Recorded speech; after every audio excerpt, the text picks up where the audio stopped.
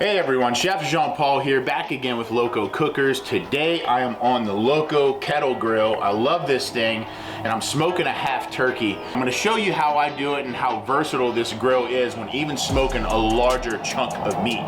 As you can see, the LoCo Kettle Grill is already up and running with some lump charcoal and hickory wood chunks. First, I want to season my half turkey and also inject it, so let's get started with that. What I like to do before I inject it is actually season the bottom side first with my rub.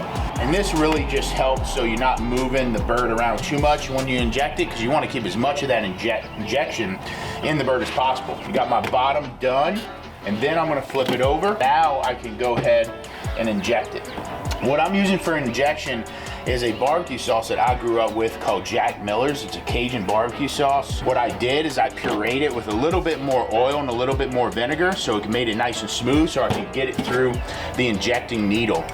Now what's important when injecting is you want to make as little holes as possible in these sections. First we're going to start with the leg and thigh. I want to find where the thigh and the drum meet in that bone, and it's right around this little area. Fill your injection needle. I'm just gonna go in through the skin. Try not to pop through the other side. And I'm just gonna go into this leg meat all the way at the end, and I'm gonna start injecting. And as I inject, you can see it fill up. I'm just gonna back my needle out a little bit and just hit a different area of the thigh, right? And I just back it out. You can see it fill up. Fill my plunger again. I'm gonna give now the leg meat some of that. Going through the same hole, I can access my leg meat by pushing my needle all the way to the end. I'm all the way over here. You can see right where my thumb is where the tip of that needle is. I'm gonna take my plunger and slowly start injecting that. You can see that leg start to fill up with juice. I'm not coming out of the hole, and I'm gonna go into that next area above the bone and on the other side of the leg. And I'm just gonna fill it up right there. Now, I'm gonna keep moving that needle around. You see I'm stretching that skin, and I'm gonna finish that plunge. So now I've injected this whole leg from in to this far side to this top side, all through one hole. Now that our leg quarters, or our dart meat is injected, it's time to focus on our breast portion. Find the center kind of area of the breast, which is right around here. I wanna access, again, one puncture hole, and I wanna access my different parts of the breast by that one puncture hole. Again, we don't want to go, we just want to go through the meat and into that flesh. Then I'm going to direct my needle towards the bottom, not going through the bottom of the breast. So I'm just going to give it a pump. Boop, you can see it. I'm going to back it out, give it one more pump to get that middle breast. And then I'm going to use that needle and then get right against the bone where that drum is meeting in that joint. And I'm going to give it the rest of that pump just all around that bone section.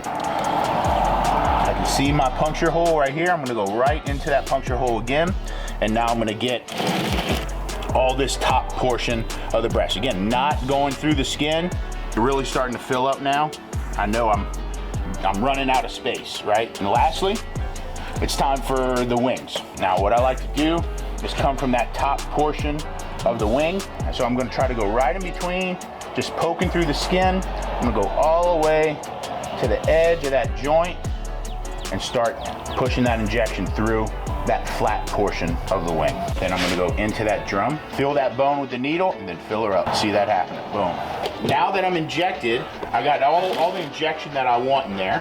What I like to do is just take, I'm not gonna use all of it, but just almost as a binder, and then just rub that onto my skin. And then all the different area of that turkey. It's a good way to use some injection that you might have left over. Take the rest of my seasoning here and just give it a good liberal shake over the whole bird. That looks pretty good. Now, smoker set at 250 degrees, which is exactly the temperature I'm going to run this injected and rubbed turkey, bound for the smoker, and who knows what other recipes we can make for it once it's done. There we go. It's gonna sit nice and pretty right there. I'm looking for an internal temperature about 160 degrees on this turkey, so we got some time. All right, folks, the time is here. The LoCo probe is saying 159, and that's close enough to 160 for me. right now. And so it hit a 160 internal. We're gonna let it rest for 10 to 20 minutes and we're gonna cut into it and we're about to see just how moist and juicy this turkey cooks on this Kettle grill.